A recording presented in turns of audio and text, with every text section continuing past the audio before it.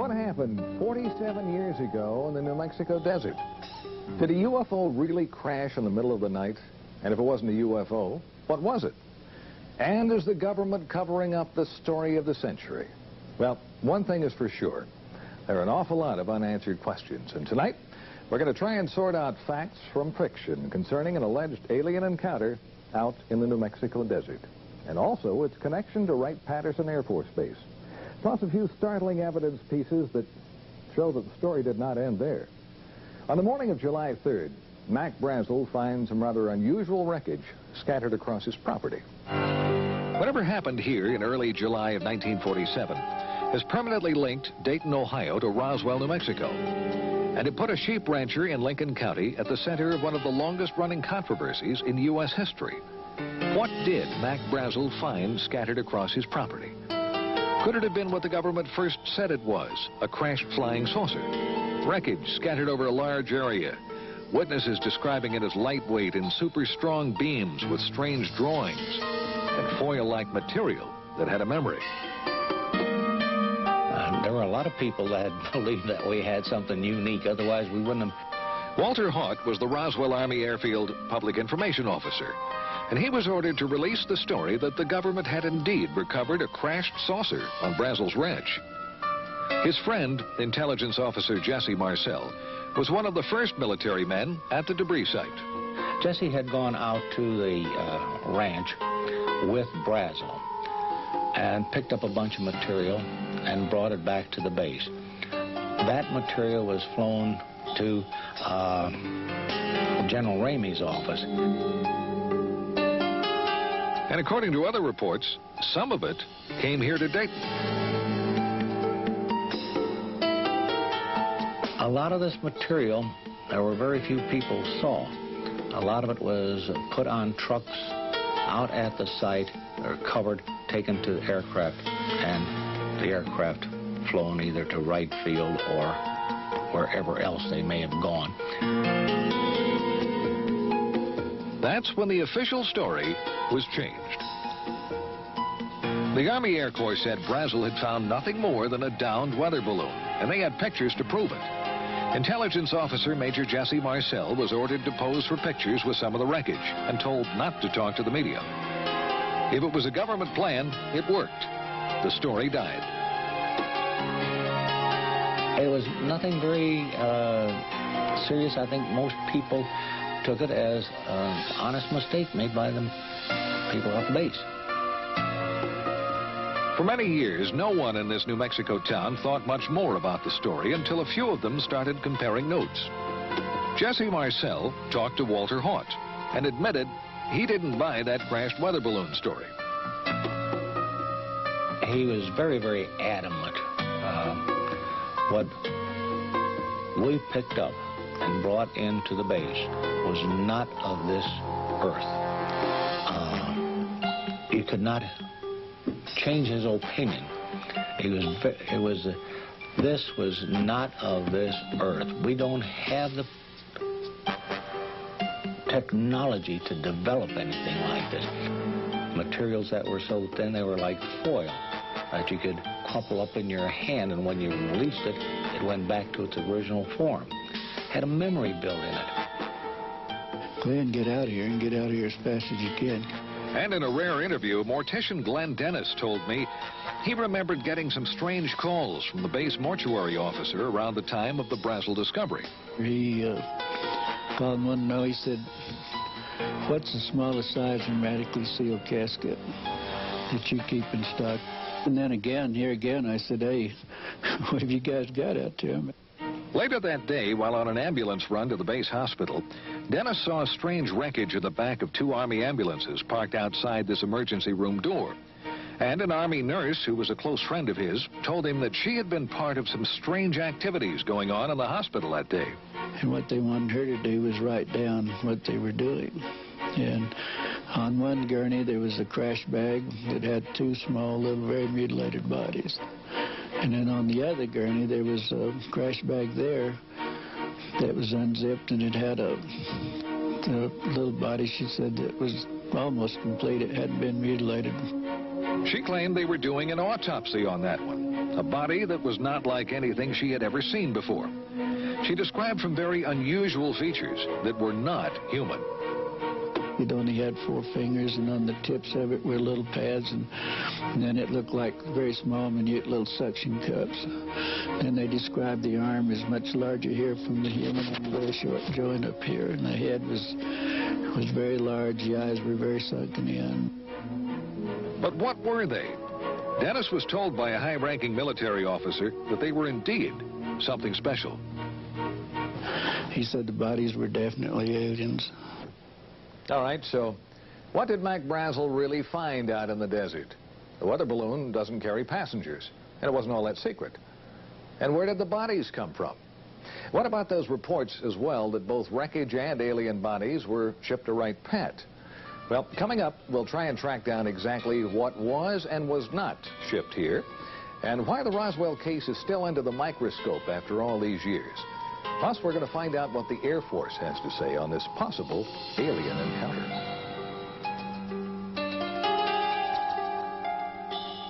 Again, it started attracting real attention around 1979, when some well-established researchers, including Stan Friedman, Bill Moore, Kevin Randall, and Don Schmidt, started to dig into the story. Witnesses talking about another crash site miles from the Brazel Ranch and alien bodies. Also, rumors of a Wright-Patt connection grew. This teletype from the FBI office in Dallas to the one in Cincinnati mentions a disc and balloon being sent to Wright Field for examination. And Army Air Corps pilot Pappy Henderson admits that he flew wreckage of a crashed saucer from Roswell to Dayton, and he tells a friend that he saw alien bodies. The question is today, 1994, where is the material? Where are the bodies? Certainly unique specimens would have been preserved. Authors and researchers Kevin Randall and Don Schmidt have just released the latest book on the Roswell case. And they told me witnesses have shed even more light on the story. We've talked about civilians and military who were there. We have over 50 sworn affidavits attesting to personal involvement in this case. And more than one witness has mentioned government cover-up. The Provost Marshal Edwin Easley now, who mentioned over and over again that I'm still sworn to secrecy, yet before he died, he acknowledged his involvement, the bodies, and that the President, whether personally or indirectly, had asked them to cooperate and never to say a word about this. And about that Wright-Patt connection? We have first-hand testimony that there were 2 separate body flights that went out early morning of July 6th, sometime between 2 and 3 in the morning. That there were 2 flights, one went on to Andrews Air Force Base in Washington, D.C. And we can only imagine who may have been interested in possibly seeing the contents within the bomb bay. And the other flight went on to Wright Field. All right, some amazing allegations as to what might have been shipped to Wright-Patt following the crash at Roswell. Well, recently we went on base to try and find some evidence to back up the witness statements and also try and prove or disprove the allegations and also some long-standing rumors. We got some answers and a few surprises. This is Area B at Wright-Patt, and behind me a cluster of buildings and hangars. Now, most of the old rumors were that the bodies and wreckage were kept in Hangar 18. Well, first of all, there never was a Hangar 18. There is a Building 18, but it's home to Wright Lab, and it never has been home to Foreign Technology Division, which is the division that you would have expected to have been in charge of the wreckage and the bodies. We checked base civil engineering maps that show everything above and underground, and those rumored secret underground storage vaults and tunnels just don't show up. But a recent article in Far Out magazine claims Building 620, that's the avionics lab up on the hill, has access to secret vaults through a tunnel under the auditorium. So, using the map in the magazine, we found a tunnel. And here it is. Sources confirm it's the only tunnel under that building. We found no vaults of any kind, plus the building wasn't built until the mid-60s. So, what happened to the wreckage from Roswell? Well, the Air Force agreed for the first time to talk about it. In an exclusive one-on-one interview with a man who heads this sprawling complex known as the Air Force Foreign Aerospace Science and Technology Center, we got some surprising answers. The obvious first question, were alien bodies and wreckage recovered from a crash at Roswell, and were they brought to Wright-Patt? We've extensively researched that, kind of hoping that we might find after all these years that really there was some thread of truth. and we've had no success at all. And I know today there are no such vehicles or bodies on the base. If they were. If we're to believe that Roswell was nothing more than a weather balloon crash, why would it have been brought here in the first place? If it was easily identified as a weather balloon, probably it wouldn't have been. If it were a foreign weather balloon, it may have been. If it were unidentified, it would be brought here because, in fact, that is our job, to look at technology and technological advances in any sense. Well, that seemed to be a pretty good argument that it was not an everyday weather balloon. And if it wasn't alien bodies in a UFO, what was it? Extensive research here, we found just no indication at all of any kind of incident at Roswell. I mean, we have nothing on record for that investigation. But we did learn that there was a Roswell file in one base office. Meet Colonel Hector Quintanilla. He was the last director of the Air Force's Project Blue Book. There was a folder. Okay. A folder about as big as this, with newspaper accounts of what transpired out at the ranch or wherever it was. But there was no formal correspondence that I could find with regards to Roswell. He told me Blue Book's evaluation of the case was it was nothing more than a balloon, and that's the end of it. But interestingly enough, a search of other Air Force documents failed to turn up any reference to Roswell in any form.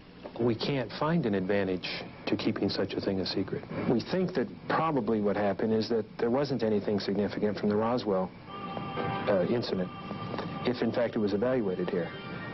Consequently, if there was either no report or the report was of no significance, so it was destroyed. And he added, nothing like aliens or a UFO could have arrived at Wright Pat without somebody knowing about it and eventually talking.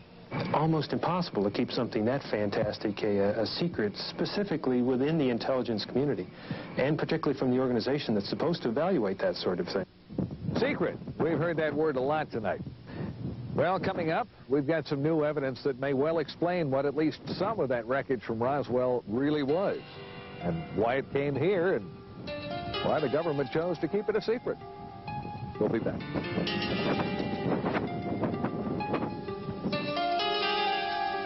The official story was nothing more than a weather balloon that crashed near Roswell, New Mexico back in July of '47. And there are as many theories as there are UFO investigators, but every one of them agrees on one fact. Something unusual crashed right here on Mac Brazel's ranch near Corona, and the government covered it up. And they also claim more wreckage and bodies were found at other locations. First site mentioned near the plains of St. Augustine, that was way over in this area. And the most recent site, Randall and Schmidt's brand new theory, is closer to Roswell, probably about this area. Well, we've uncovered a pretty good explanation for at least one crash, the one on Brazel's property. If you look at Mac Brazel's original description of what he found on his ranch, lightweight beams with strange purple markings that resembled flowers and foil-like material that kept its shape, our investigation found that that matches the type of materials used in a top-secret high-altitude spy project known as Mogul. It was far different in materials and mission from any common weather balloon. Now, let me show you the difference. Coming up is a drawing of a Mogul weather balloon, one of the configurations. A lot of balloons, suspended pieces down here, exotic materials, and from top to bottom, it stretched over 600 feet. And it was designed to spy on the Russians to keep track of their nuclear tests. And it had an above top-secret project clearance. Now, Mogul project manager Professor Charlie Moore told me it was not uncommon for that giant Mogul balloon to be mistaken for a UFO. When Moore and his Mogul team learned of the flap over the Roswell incident, he said they laughed, but they kept quiet about their project. Moore identified the wreckage in the Jesse Marcel picture as a Mogul ML-307B that had been launched from Alamogordo, New Mexico. He confirmed a crash would have spread wreckage over a large area. And why wouldn't anyone have recognized it? Well, Moore said no one around Roswell had ever seen one. Moore was even cleared to know about Mogul flights. And that's probably why the wreckage was sent to Wright Pat. Now, there's one more twist that tends to back up the Mogul theory. The former top man with Project Mogul, Colonel Marcellus Duffy, was at Wright Pat when the Roswell wreckage arrived. He recognized it, but that story never got out. According to another former Mogul officer, retired Air Force Colonel Albert Trukowski, Colonel Duffy could not talk about it because of the secrecy. So, if it was a giant Mogul spy in the sky that went down on Brazel's ranch, something else must have crashed nearby, something with small passengers. Mogul officials can't explain that. Well, more than a few witnesses claim they saw bodies. Like a man identified as a former Air Force physician who related what an intelligence officer told him about strange bodies and a right-pat connection. The beings on that spacecraft, he relates, were not anything that he could identify from our planet. They did not appear like any human being he'd ever see, but they were obviously not anything else. They obviously were living human beings, and some of them were injured, most of them were dead. They were taken by he and a number of other individuals to Wright-Patterson Air Force Base at that particular point in time, and he said they were put there for later evaluation, identification, examination by the Air Force and by the military. Now, when we come back, possibly the first physical evidence that more than just wreckage from a top-secret project came to Wright-Pat. Plus some pictures that could prove UFOs are real. Well, we've had great photographic proof for years. The question is the resistance to accepting it as being proof. Brown Hospital on the grounds of the VA Medical Center in Dayton. And up until a few years ago, it was a very active hospital. And on the 3rd floor of this building, there was the dental lab. In that lab, a dental technician. We'll call him Jack Smith. And as Jack told the story to Len Stringfield, it was on a Thursday. He remembers the day quite well because Thursdays were normally very quiet days here at the VA Medical Center. And 2 men he identified as officers from Wright-Patterson Air Force Base brought him a model, an impression of a lower jawbone. They wanted a working model made. He was to keep no records, and the mold he created to make the model was broken and thrown in the trash as the Air Force officers left. Smith retrieved the broken mold pieces and put them back together at home, and he made his own model. He said he knew this just wasn't human. Few have ever seen it, and those that have can't identify it. An article in Len Stringfield's new book quotes certified dental technician Bruce Phillips as saying it's not like anything he'd come across in his 20 years in the business. The teeth are flat, no cutting surfaces. The shape of the jaw is different from humans, and the arch is much deeper. If it isn't identifiable as animal or human by people who should know, what is it? Could this finally be the first hard evidence the Air Force was indeed doing tests on alien bodies out at Wright-Pat? Jack Smith says the jawbone model was made in 1979. And if you compare the shape of the jaw in the model with the shape of the jaw in this computer drawing of an alien, it's almost a perfect match. Some sources claim the drawing was part of a government UFO briefing in 1978, same time frame, and was based on photos from Wright-Pat. Now, the Air Force tells us they have no records of any alien picture or the briefing. No comments yet on the jawbone. For believers, this is more evidence that something is going on, and the government really doesn't want to talk about it. But are models and pictures enough to finally prove that UFOs and aliens are real? Well, we've had great photographic proof for years. The question is the resistance to accepting it as being proof. Dr. Bruce Maccabee is one of the most respected experts in the field of photo analysis. And Bruce says some pictures taken near Gulf Breeze, Florida back in January by Ed Walters would have been pretty tough to fake. The first picture shows an unidentified object with an F-15 closing in. The next shows the plane flying by the object. Here you have a situation where the airplane actually got in between the camera and the object. Walters claims the plane made a U-turn and the object flew away at high speed. Maccabee showed me videos of other sightings around Gulf Breeze at around the same time, and they were ones that were hard, if not impossible, to explain. Skeptics have often said, you know, if this stuff were real, you would have photos and videos. What can I say? Now you've got photos and videos. Now you've got photos and videos. It's interesting to note the Air Force has never said that UFOs don't exist. Was this a break in a curtain of secrecy surrounding the real UFO story? Has the government really been covering up the story of the century? It all comes down to what you believe. And as in the past, it remains the controversy that won't die. And whether the evidence connecting Wright Pat to the UFO phenomena is accurate or not, the base is forever a part of that legend. I'm Carl Day.